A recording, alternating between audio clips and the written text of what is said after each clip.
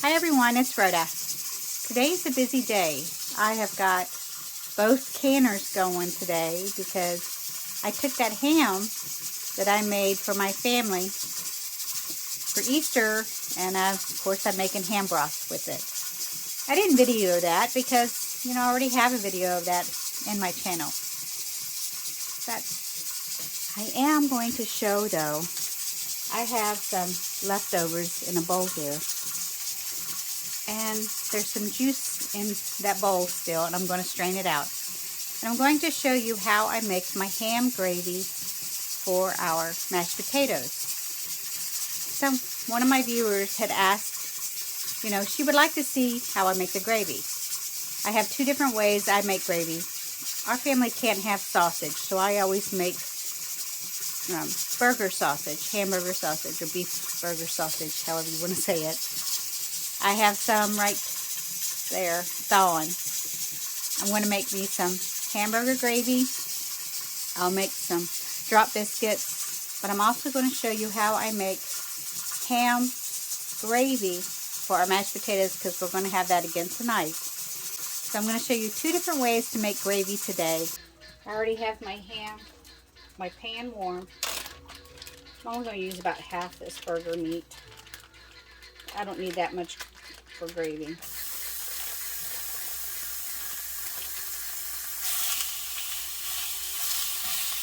Because this is such a lean burger, I should have put oil in my pan first. I don't know what I'm thinking.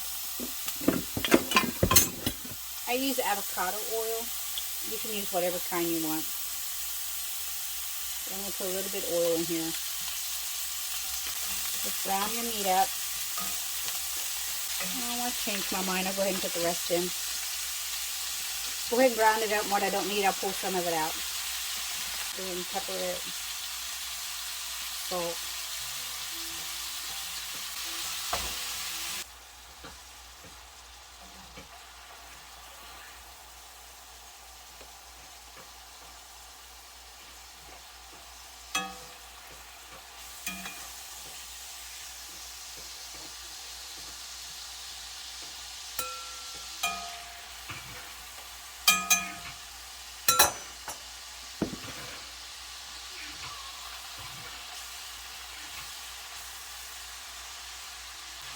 I have a third cup of flour.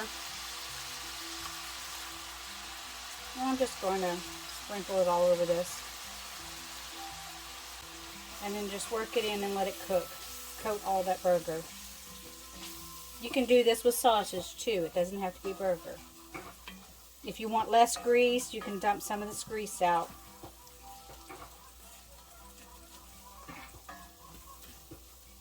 But just let that flour cook a little bit. About you only need a minute. Get that flour taste. I'm going to add just a little bit more pepper to it.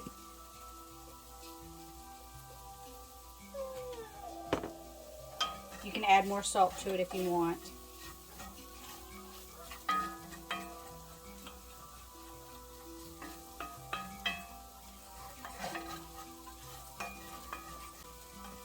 Now I add my milk, and I just slowly pour in enough just to cover the beef or your ground meat, and I stir it. Get all that stuff off the bottom.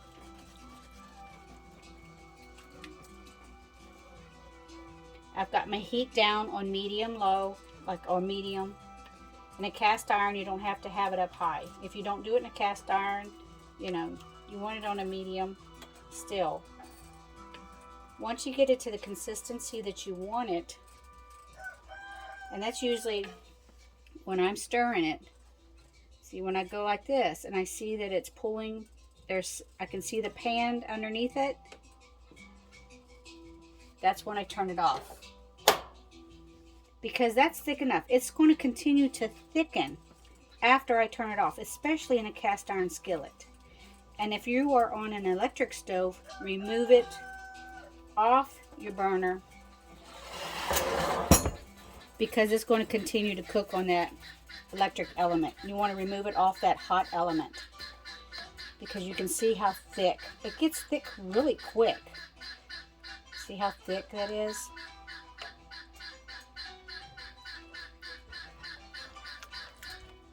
It's a nice thick gravy. And if you want it thinner, add more milk. That's all you have to do, is add more milk. And I usually do sometimes while I'm waiting on my biscuits. Sometimes I have to add a little bit more milk to it because it gets too thick on me. And you just mix it in. Like right now, see, it's a thick gravy. But my husband likes it like that. Hi. My boy likes it crumbled up though, like that. That's the way we like it. It crumbles. Yeah, that's really good. That's really good. Cool, it's ready. Biscuits with hamburger gravy that my boys love. I'm making the ham gravy now. I've got finished with my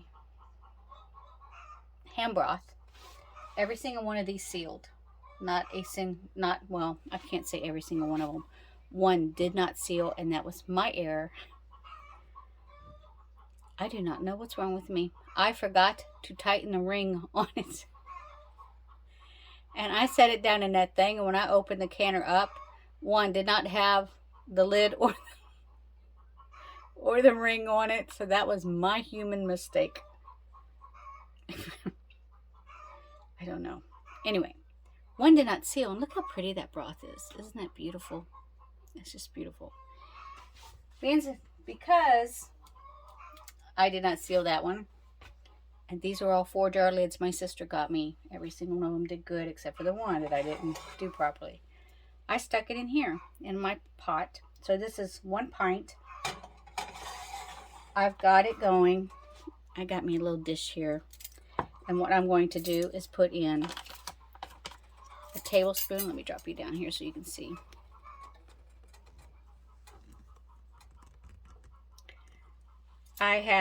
This is the first time I'm using arrowroot. I decided to go to arrowroot instead of cornstarch.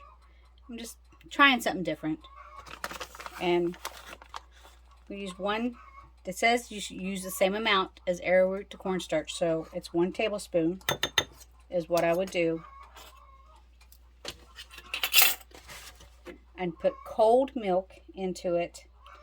1/4 cup, maybe half a cup. Might be half a cup, 1/4 cup, somewhere in there. And just mix that together. You have to mix this with a cold product, because if you try to mix this with, starch or anything with something hot, it's all it's going to do is lump up on you. And when you go to put it in that, it's just going to look like curdled gravy. So you want to make sure you mix it well, get all the lumps out.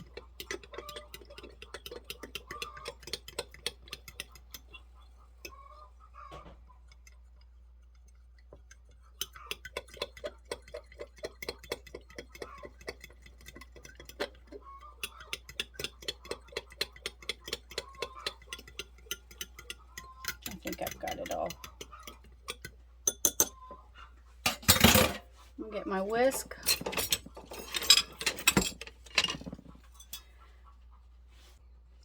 This is already heated. You can see it steaming a little bit. And I'm just going to whisk and pour at the same time.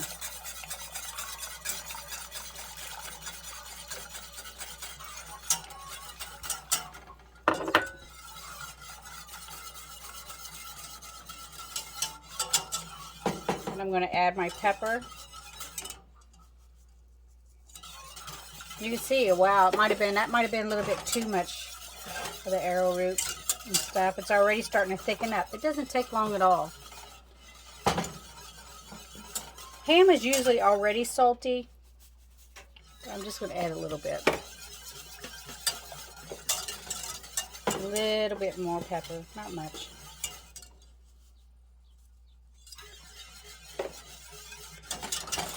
Whatever seasoning you want in it. You don't have to add milk if you don't want to add more milk with it and you want that lovely color of the ham broth. or you could have just put it in water. But the cornstarch would have gave it a little bit of a color. See how it's thickening up? It's already starting to get a thicker base to it. It doesn't take long.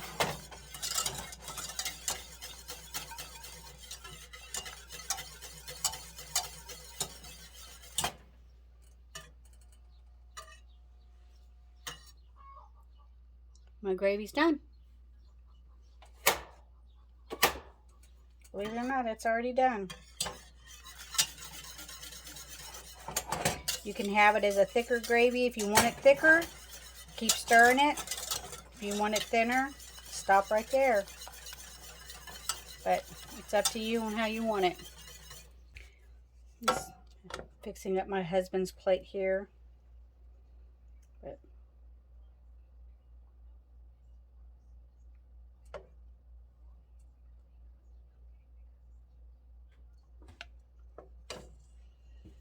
and there's the ham gravy. You can make it thinner, thicker, whatever you want.